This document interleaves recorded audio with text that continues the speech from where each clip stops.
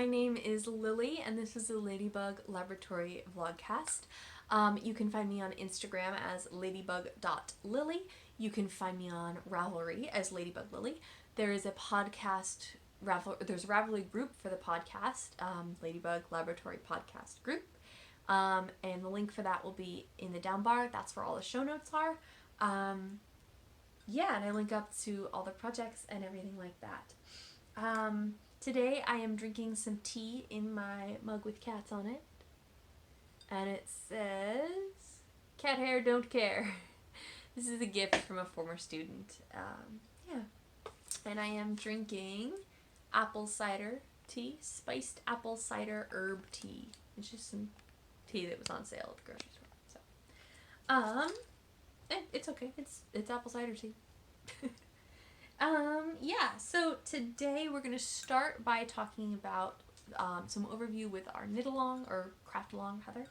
Then we're going to go into my yarn projects, my sewing projects. Then finally we're going to talk about today's topic, which is fatphobia. I will go ahead and let you know I do not censor myself in that segment. I think there might be another time in this podcast where I didn't censor myself as well. So be forewarned about that. Yeah. The topic's a little bit intense, just kind of like last week's was, but I think it's good. I hope you guys enjoy it. And on that note, please let me know on Instagram. I put up a story post about a day before I record, letting everybody put in with a question where you can put in topics of things you want me to talk about. You can comment down below things you want me to talk about, and there's also a thread in the Ravelry group if you have topic suggestions. I have some things I'd like to talk about for the next few episodes, but I'm always open to suggestions, and a lot of those things can just sort of stay on the back burner until I need them. So yeah, if anybody has anything they want me to talk about, please let me know. I'm thinking I might do a Q&A at some point. Yeah. Alright. I think that's it. Oh, today is Wednesday, September 18th, 2019. And yeah. Alright. Let's get started. Alright. So, some admin is that we have the Tiny Makes Cal, which is happening right now. The Tiny Makes Create Along. And basically anything tiny or anything for a tiny being qualifies for this Create Along. So that could be a mochi mochi, a baby hat, anything like that. There are 3 different ways you could enter to win. There's a chatter thread on Ravelry, and you can just talk, share patterns, give advice, give tips, and that gets a prize. There is a finished objects thread on Ravelry, so every time you finish an object, you can post it in there. And then there's also a hashtag on Instagram, and the hashtag is for works in progress, finished objects, whatever. Just anything you post where you're working on a tiny make. Yeah, so it is September, and I'm going to be drawing prizes for this every 2 months. So I'm going to be drawing prizes today, and then I'll also be drawing prizes again in November. Now, today, I'm not going to be drawing prizes for the Instagram hashtag because I just started that last time. There hasn't really been any time for people to participate in it. So, get your posts on Instagram, use that hashtag. Yeah. I'll be drawing prizes in November.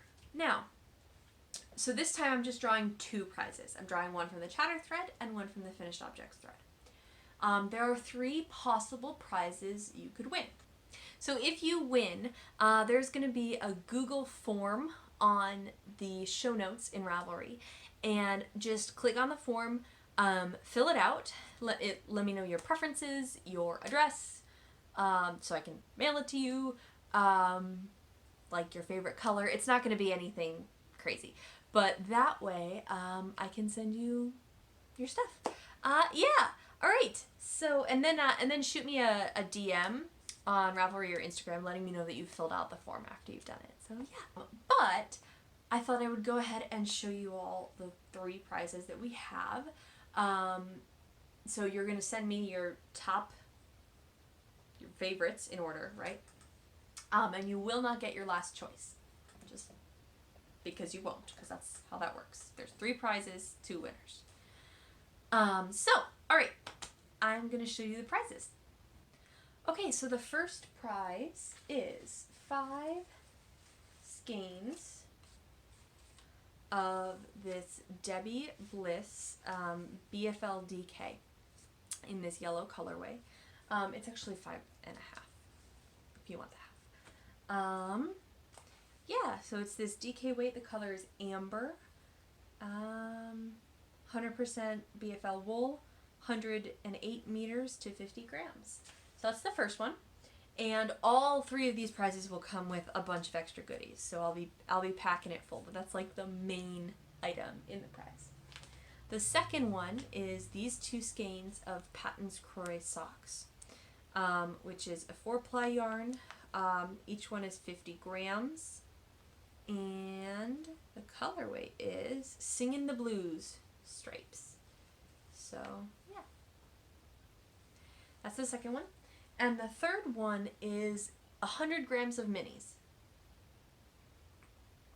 And I will be pulling these minis from my stash. And if you choose the minis, you get to pick if you want 5 20-gram minis or 10 10-gram minis or 25-gram minis, whatever you want. And you can give me color and style preferences, right? That I will do my best to accommodate. Yeah. All right. So those are the 3 prize options. So now let's pull for winners. So we're going to start with the chatter thread. There are 19 posts right now in the chatter thread. The first one is from me. So I'm going to go to random.org and generate a number between 2 and 19. If I get a post that is mine, then I will just generate again. So here we go. Okay, so the winner for the chatter thread is post number 4, which is DF3, who is Della from Ontario. So congratulations, Della. Get in touch with me and let me know which prize you would prefer. Alright, and for the finished object thread, there were 20 posts, so I did the same thing, except 2 through 20. And we landed on post 12, who is Imicol, who is Linda from Pennsylvania. So congratulations, Linda. Those are our 2 winners this time around. So, alright, that's all. Congratulations, you guys. That's it. And look forward to more prizes in November. Keep making all those tiny makes. So today I have 3 yarny projects for you. They're all over here, and we'll just start at the beginning, shall we? So, this one is living in my Knitting Nelly bag with deer on it. One is sleeping, one is not. It's really cute. It's this really cool patchwork design. And it's like fluffy and quilted. So in here, excuse me, are my Follow Your Dreams mitts. And last time you saw them, I literally was just about to start the ribbing. That's it. So these are the mitts. I am making these for my husband for Christmas. They're theoretically done using scraps, although the green and the yellow are yarns that I bought to make him socks out of, but I haven't actually made the socks yet, so like they'll sort of be scraps. Yeah, so all I did was finish up the ribbing on this one. It's a little bit tight. I think I went down a needle size for the ribbing. See, and you know, last time the trouble I was having is I couldn't remember if I had started the ribbing on the same needle size or a different needle size. And I now can't remember what I did for this ribbing, so yeah. It's a little bit tight. I actually will probably have to rip it out and redo it.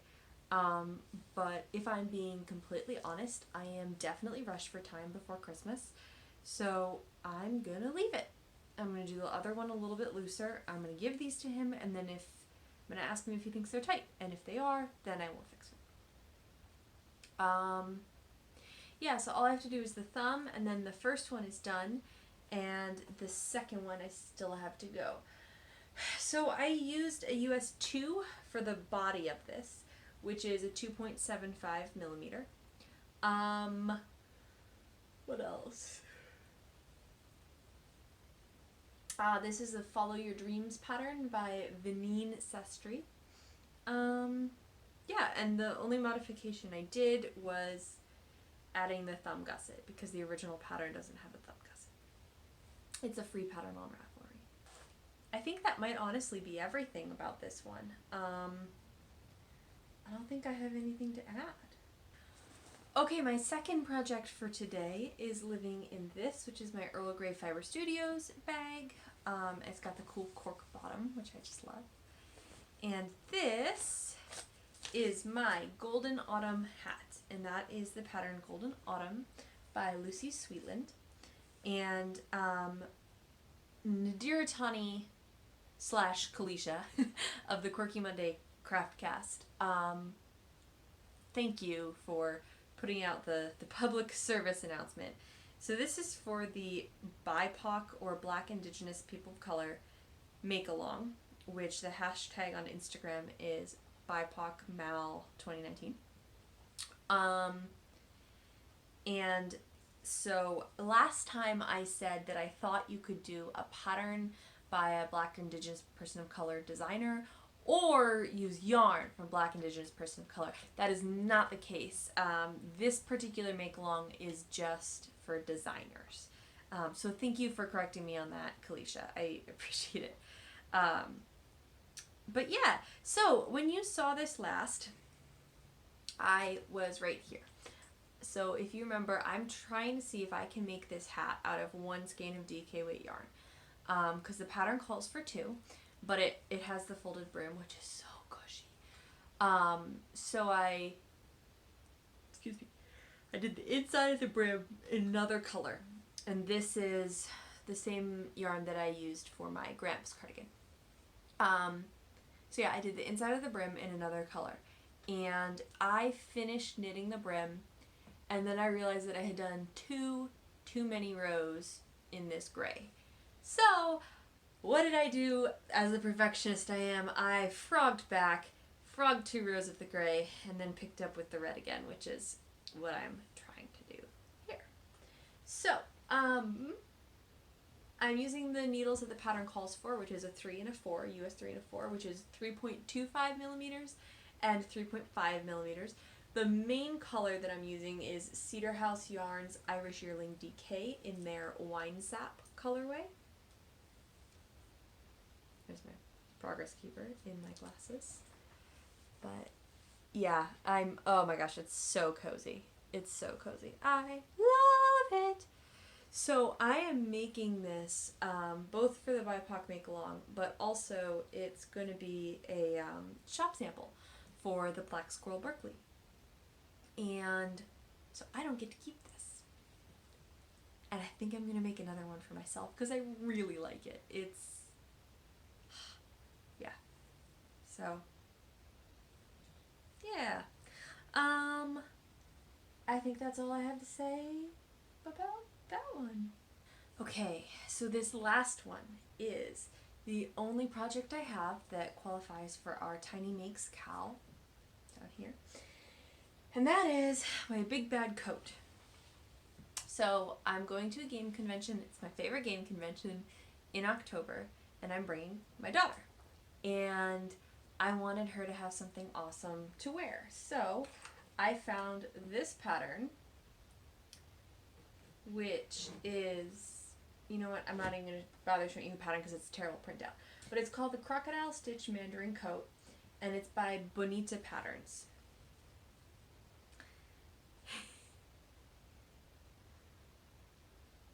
Boy, is this a struggle. I want to say I like the pattern. I like the product. Pattern is honestly a little bit infuriating. So, when you last saw this, I had made this, which is 1/2 of the front. And I had started this. Okay, and you can see I was like kind of right at the top of the purple here. And the problem that I'm having is that, let's see. Okay, so it goes like this. I don't even, whatever. So this one is the second half, but it's wider. These are both front pieces, okay? And this half is wider than the other half. So it had more stitches, and so I was going through the rainbow faster. And so me, being the person who wants everything to match up, I just started cutting the yarn like nobody's business. And then I started doing, and this was completely unintentional, like doing smaller stitches to try and make up for the fact that I was doing more of them, so I'd use less yarn per stitch. But of course, that made it smaller. So you can see, these are supposed to be the same size. This one ends with 3 scales at the top. This one also ends with 3 scales at the top. But look at the size difference between those two. Like, if I line them up, there's like a solid 1/2 inch extra on the first one that I did. So this one didn't really end up being any wider. And I'm so frustrated because I might have to rip back on it. Which just is real frustrating. And it's been a battle. The whole process has been a battle. And on top of that, like, that's not really the pattern's fault that I was trying to get the yarn to line up. What is the pattern's fault is that the numbers don't work. Like, I've come across 4 or 5 different times now when the numbers just haven't worked. Like, it says increase by this amount, and then your total stitch count at the end of that row is more or less than it should be based on the total stitch count at your previous row and however much you increased by. And it's just really frustrating. And so, like, yeah, it's just been really frustrating. So I finished the other front half, and I did one sleeve, and I'm working on the second sleeve, and on this one, I learned, and I decided, fuck it. I'm not going to try and make them match up. So I started at approximately the same place in the color, and these are the exact same stitch count, so it shouldn't be that difficult to get them to match up. I'm also not that great at crochet, and this yarn is not super consistent, but started the exact same place in the yarn, and they have exactly the same stitch count, so it shouldn't be that hard to get them to match up. But you can see that the yarn over here had way less green in it than this one. And green lasted longer, so whatever. It is what it is. But I finished one sleeve. I'm working on the other sleeve, and after that I just have to do the back.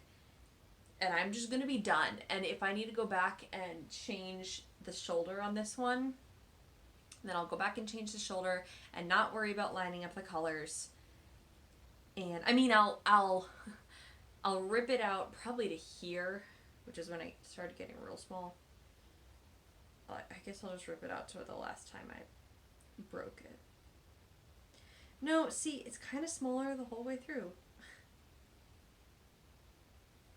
Whatever. I'll rip it out to a certain point and just reuse that yarn and then attach purple because, you know, you don't want a giant break in the yarn. But I'm not going to worry about lining them up and going back and forth in the balls again. I'm using a 3.25 millimeter hook, which is a D-sized hook if you are in the US. I'm using Knit Picks Chroma fingering in the Carnival colorway. And I'm using a heck of a lot of willpower. It doesn't really live in a bag. It mostly lives in this yarn bowl that my mother-in-law made for me, which has our 3 cats on it, which is really adorable.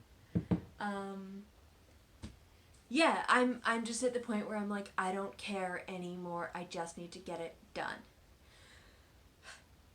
So I started making this maybe in like February. I'm not sure. I can check. April. I started making it in April. with the intention that she would be able to wear it to the game convention, like I mentioned.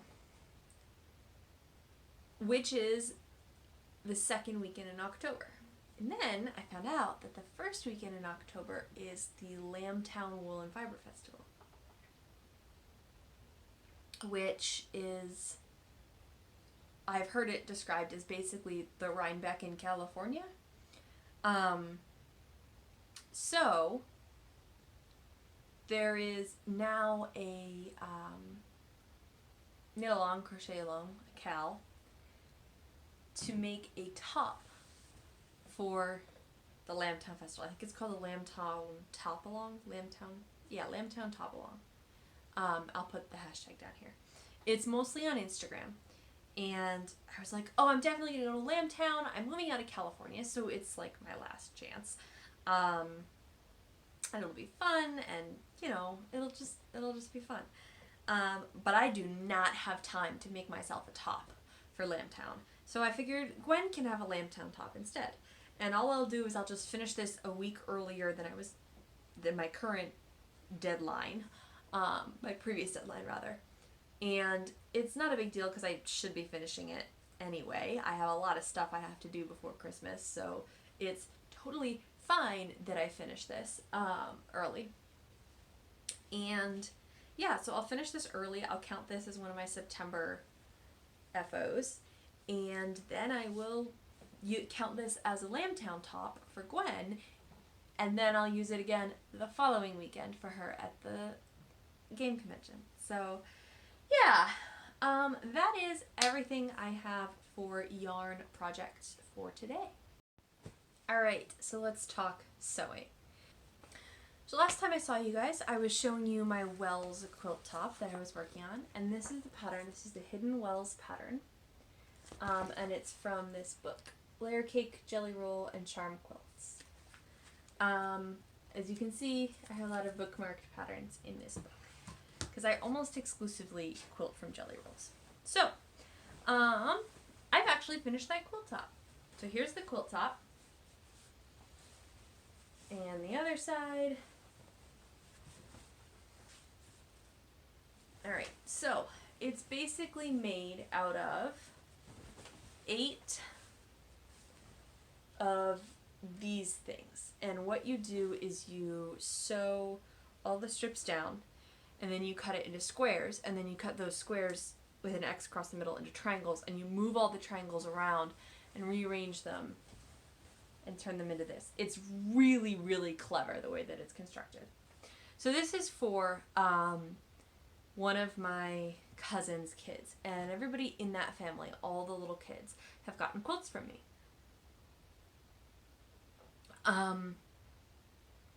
Up to a certain point. So like 3 years ago, we had the last family Christmas with them that I went to, and I gave 4 quilts to the 4 kids in the next generation. And since then, 4 more kids have been born in the next generation. So that's what I'm doing right now, is I'm making 4 quilts for them for this year when we go to Christmas this year. So all that is to say, the original pattern was a 58 by 58 inch square. And I had previously, the previous quilts that I made 2 square, 2 rectangle. And the square ones were 60 by 60 inches. So I just made the border 1 inch wider on each side, and that turned it into a 60 by 60 inch quilt. Yeah, so all I have to do obviously is actually quilt this one and bind it, but that's it for now. After I finished that, I started sewing on my Dots quilt top. And this one, I actually made up the pattern myself. I did see a picture once, like 4 or 5 years ago. I think maybe on Pinterest. I am not sure. The picture's kind of stuck in my head. But it wasn't a pattern or anything. It was just like a picture of a quilt with these dots on it. And I thought, I bet I could make that out of a jelly roll. And I could bet I could do it with a Tilted Log Cabin quilt. And that's what I did.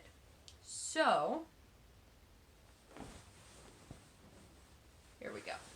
This is the dots quilt. So what I did is I got this jelly roll with these dotted fabrics, and I just put them into categories and quilted them. So we've got like the blue dot, the green dot, a red one, a pink one, purple, stuff like that. So I'm pretty happy with this. This was probably the easiest quilt top I've ever made in my life. It is also 60 by 60 inches, and the jelly roll that I bought, there weren't enough strips that matched to make it with one jelly roll. So I just bought 2 jelly rolls. And when I was setting up to make this quilt, I realized if I just do basically slightly different colors, most of them will be the same, but there will be a couple that like this one will only be in this quilt, and then there will be a different one. But if I just replace a couple of them, I can use the rest of the strips and make a second quilt just like this. So I think for the second one, here you can see that I have this dot and I have this dot, and there's no border between them. I think for the second one I might put a border between, but I'm not sure. I'm not going to work on the second one at least until January after we move. I went ahead and bought this background fabric for it because I really like the background fabric. And this is going to be the back of that quilt. So I bought a bunch of that as well. But I do not have time to do that right now. So I'm going to give this one to my cousin's kid, and then the second one I make I'll keep for myself, and it'll be the first quilt that I have ever kept for myself. So that'll be really exciting. Yeah, this is also 60 by 60 inches. I'm considering writing up the pattern, but the problem is that, like with knitting patterns, there's Ravelry, and Ravelry is a really great way to sort of self-publish a pattern. There's not a great way to do that for sewing. So if anybody knows of a way to do that, please let me know, because I would be interested in selling this pattern. It's a really, really great beginner quilt. It's incredibly forgiving. Like with quilting, you often will, if you're like a quarter of an inch off, it can make a huge difference in your quilting. And this one, it really doesn't until the very end. And even then, it's really easy. This is the easiest quilt top I've ever made, and I expected it to be pretty difficult because I was making the pattern from scratch, but it was so simple. It was so simple. And I really love the result. Hopefully for both of these I will be able to put pictures in. I should have already put the picture in of the Wells quilt, but I will put the picture of this one in here now. Yeah, so if anybody is interested in that and you want me to write it up, let me know. If anybody knows of a good way to self-publish sewing patterns, let me know. And I think that's all for that. I do have one more sewing project that I've been working on, and I'm gonna run and grab it. Alright, so this is the first quilt top that I have finished in this stretch of quilt topping. And this is the Razzle Dazzle quilt, which is from that same pattern book. Let me show you the Razzle Dazzle quilt. Yeah, and I did it with a jelly roll, as I do. I did obviously a different color scheme. I'm not a huge fan of this color scheme, if I'm honest, but it was the color scheme that was requested, so I went with it. And I have just started quilting this, as you can see by all the batting sticking out. I started by just doing I'm quilting in the ditch, and what I did is, in order to plan it out, so for quilting, the longer and straighter your lines, the easier it is to quilt, and the when you first start, you don't want to just like zigzag randomly across. You want to either start in the middle or go in like very careful lines. So what I did is on this piece of graph paper, I traced out essentially where all the lines were on the quilt. And then I started saying, okay, how can I best quilt this? And I just used some wet erase markers and figured this out in a sheet protector. So, essentially I have 3 sets of lines here: the purple, the orange, and the green. The orange and the green ended up connecting, and all the purple connect. And what's not on here, but I can sort of show you, is here. This like straight line.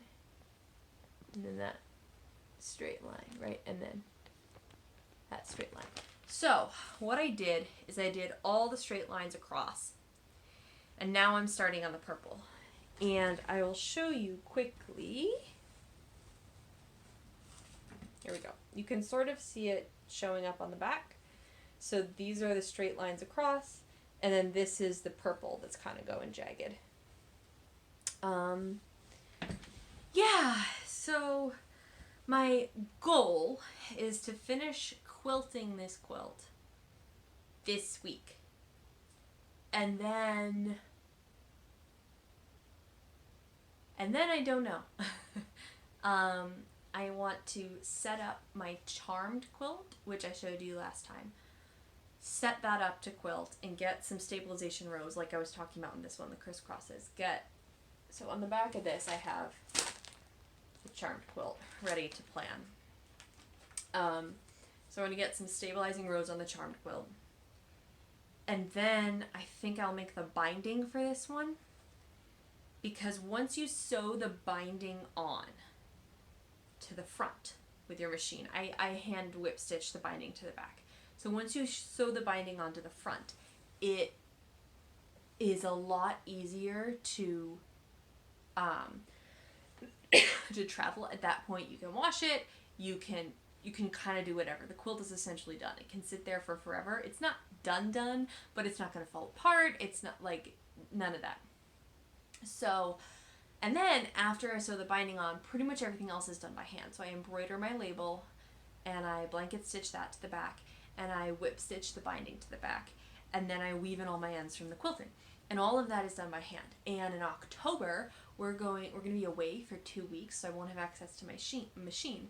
So what I'm thinking is, if I can get the binding sewed on, and then hopefully if I can get the charmed quilt quilted and the binding sewn on before we leave, then I should be able to take them with me and do the hand sewing while we're out of town. That's the current plan. We'll see if that happens. But yeah, so that is all the sewing I have for today. Alright everyone, welcome to today's topic. Fair warning, I'm going to be using the F word today. Yeah. So if you've been involved in following along with sort of the knitting community over the past few months to a year, you will know that one of the things that's been in discussion is this idea of fatphobia and size inclusivity. So for those of you that don't know, size inclusivity is the idea that patterns need to be graded to fit larger bodies. We need to stop expecting that only small people are going to knit. And this has spawned the hashtag #FuckFatphobia. And I started really thinking about that. Now, I'm gonna be honest with you guys, as if it's not obvious. I'm a relatively small person. I'm definitely larger than I used to be, but I'm still relatively small, all things considered. I can usually find knitting patterns that fit me. I've never found a pattern and been like, oh my gosh, I love this, I need to make this for myself, and not had it fit. I have, however, had to modify patterns.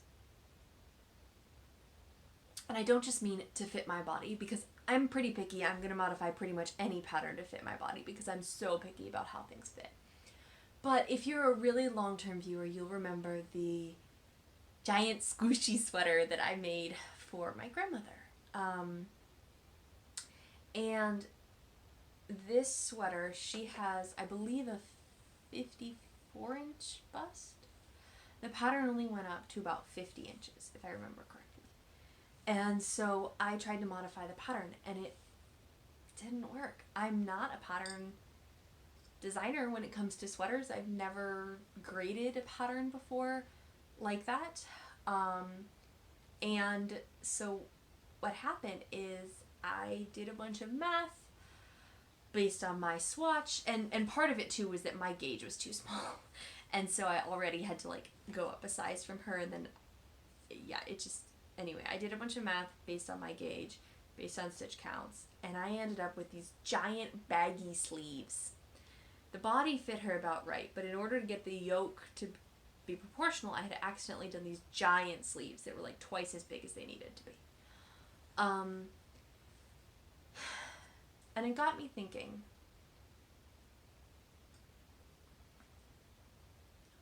and so I've been thinking, as this whole fuck fatphobia discussion has been happening and size inclusivity discussion has been happening, I did that once, and it took me like a week and a half of extra work just to figure it out, and then it didn't work, and I didn't know it didn't work until I gave it to my grandmother, and then she still loves it, don't get me wrong, and I'm glad I made it, but for years I've considered that to be, you know, a big labor of love, is that I graded that pattern out poorly, but I graded it out for my grandmother. And I think this whole discussion is so vitally important, because if I lived every day of my life and I had to, for every single knit pattern I wanted to make, do that, I would never knit. I would be so discouraged. And it occurred to me the other day, the message it sends when we don't make knitting patterns size inclusive is that we don't expect people with larger bodies to knit for their bodies. We don't expect those larger sizes to be knit, which says one of two things. Either if you're larger, you won't be knitting or you don't belong in knitting, or if you're larger, you won't want to knit for yourself because a large body isn't worth knitting for. And neither one of those is a good message. I should hope that nobody actually wants to send that message, although there probably are people, but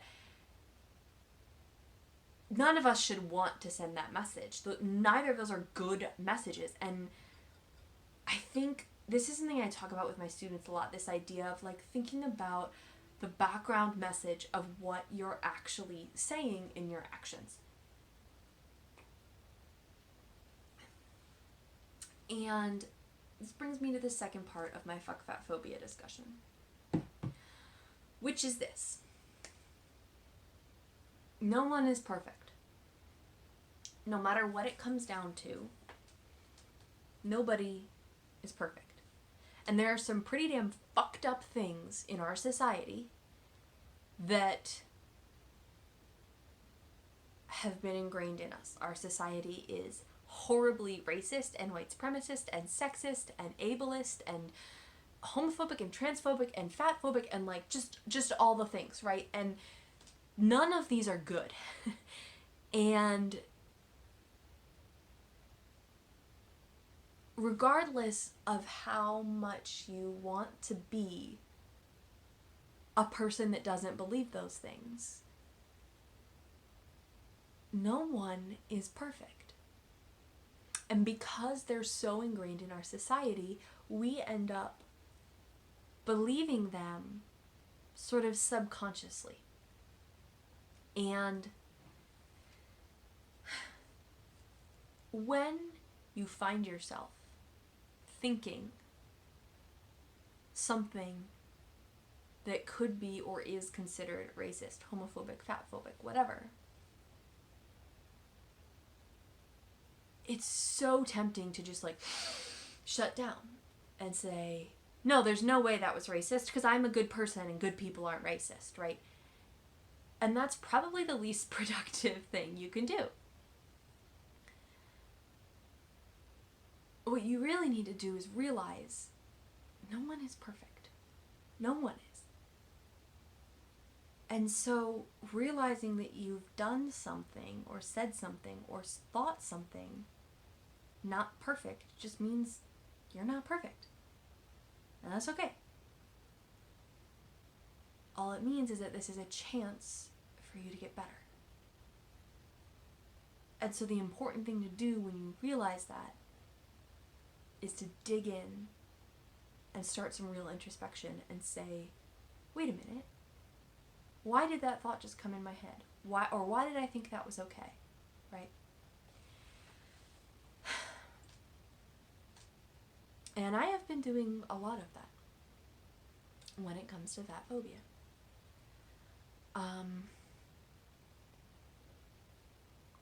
And this is where I get honest, because I think that it is important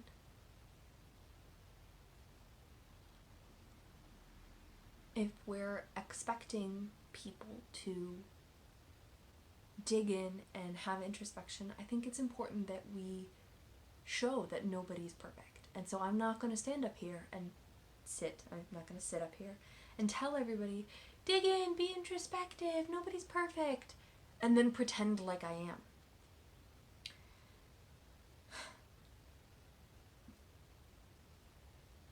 So I just had a baby. They tell you that you're supposed to gain about 30 pounds over the course of the time that you're pregnant if you start at a normal weight. If you're overweight, they tell you to gain less throughout your pregnancy, which is a different conversation about fatphobia in medicine. But the average person should gain around 30 pounds while they're pregnant. I gained almost 60. And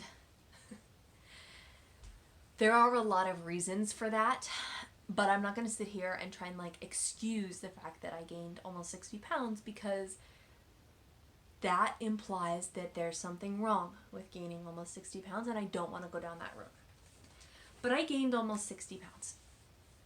And I did not lose all of that when I gave birth. My child was 7 pounds, so I have lost about 30 of it,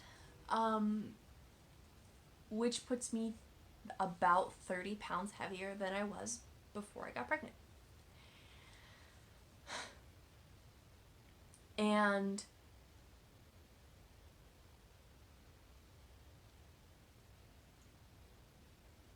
I have found myself thinking over and over and over again, you really should lose that weight, Lily. You really shouldn't be eating that cake. You want to get back to your pre-pregnancy weight, don't you? And if this were me from 2 years ago, I would have just moved on from that and said, oh, I'm hard on myself. But this is me now. And I've gotten better at introspection, and I've gotten better at recognizing that I have problematic thoughts and I do problematic things even when I don't mean to, and that the response isn't to justify them and say, oh, I'm just hard on myself, I'm not really fatphobic. The response is to analyze them. So I started doing that. I said, okay, Lily, why do you say should? Why is it something that you feel guilty about? Why do you say, oh, I should lose this weight? Oh, I shouldn't eat that piece of cake? And ultimately, it's because in the back of my head somewhere, I believe that I am worth more when I'm skinny.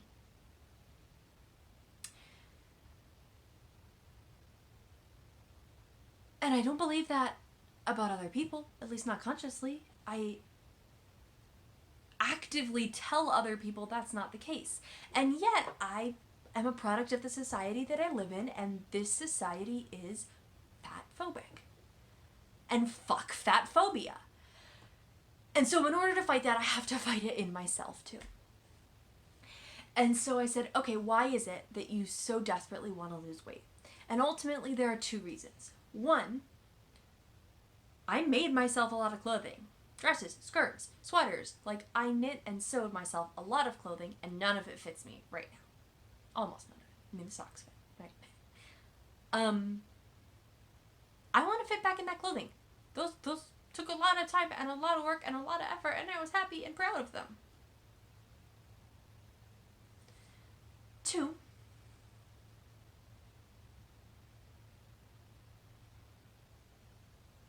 because I've always been happiest in my own skin when I'm skinny.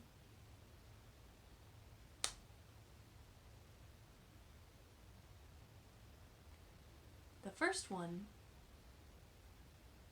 is a totally acceptable emotion. It's okay to be sad that I don't fit into my clothes. I put a lot of work into them. The second one is not great. It's not okay to feel guilty that I don't. And this is a lot more complicated for me than it might be for someone else. Because I have not always had the healthiest relationship with eating. I'm not going to go down a rabbit hole on that. Yeah, none of you want to hear that. But I've not always had the healthiest relationship with food or with eating. And the time at which I was happiest in my life, I was pretty darn skinny. And it was because it was the most active point in my life, right? And so activity breeds endorphins, and endorphins make you happier, but you also lose a little bit of weight. But in my head, in order to be happy again, I had to get back to that weight. And that's bullshit. That's my own internal fat phobia. And fuck that. I can be happy at exactly the weight I am.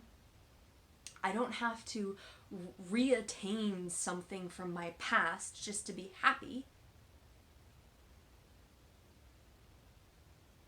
And fuck anyone and any part of me that says otherwise.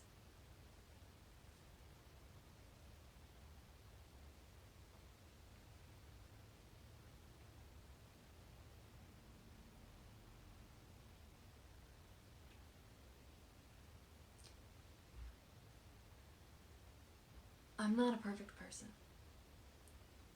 I've never, in my memory, ever judged anyone on their weight.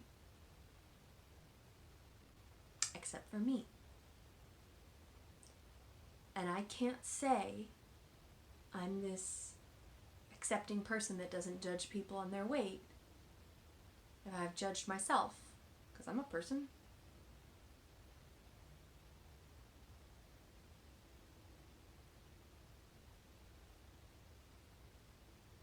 So I can only say that if I stop judging myself.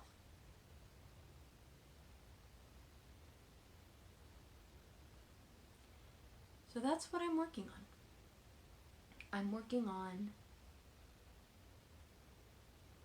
accepting the sadness that comes with not being able to wear my handmade clothing,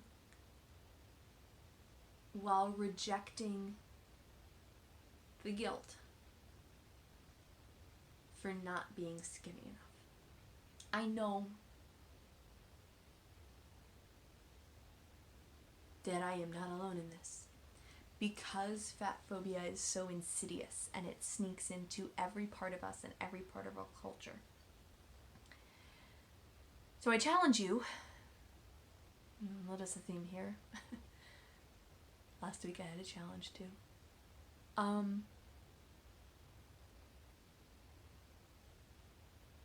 What can you do to break unhealthy views of yourself or of other people? when you feel them come up in yourself? What can you do to start rooting out all those little insidious thoughts and phrases? And I'll be honest, it's not easy, and it kind of makes things worse sometimes. I've been thinking about this for about a month now, and in that time, I have had 4 women from my family come and visit me and my daughter. 3 of them made comments about her weight and how being chubby was cute because she was a baby, but it won't be cute when she's older.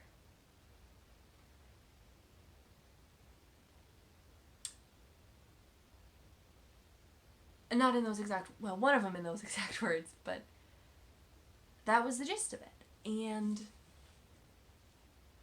if we want to change the world, if we want to stop this fat phobia from being so insidious, we have to start changing the way we talk. We have to start changing the way we think. We have to start changing the way we interact with people on little subtle things like that. Little things like, oh, look at those chubby baby cheeks. Chubby is so cute on a baby, isn't it? You're not going to like those when you're older. She's 2 months old. She doesn't understand any of it. But she will. Eventually, she will. And if I'm not careful, if we're not careful as a society, then the next generation of kids is going to grow up and be just as fucking fat phobic as we are.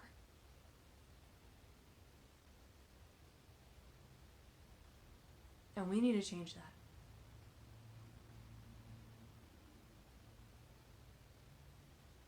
So,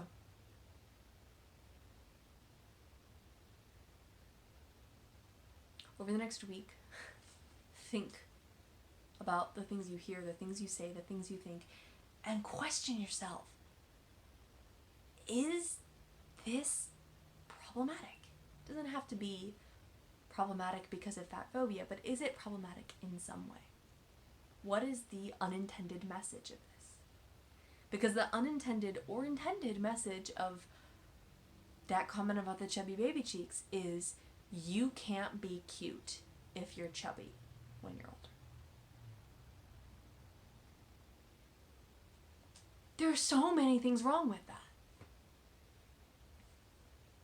And also, the statement, oh, she's not going to like it when she's older, assumes that being chubby is like an inherently bad thing that you're not supposed to like about yourself. You're supposed to dislike yourself based on your weight.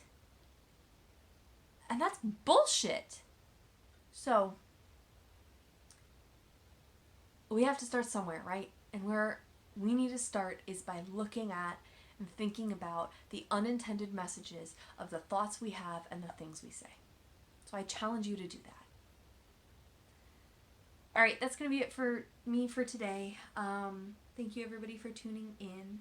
There was almost as much chatter this time as there was crafting content, but that's okay, I guess. Yeah, so comment down below and let me know your thoughts. Let me know what topics you want me to cover in the future, because yeah, I'm honestly enjoying covering more deep topics. I forgot to mention it last time, but you should definitely go check out Knitting My Shit Together, the podcast, because they're awesome and they really inspired me to stop beating around the bush and just say what I'm thinking when it comes to these episodes. So, yeah, go check them out.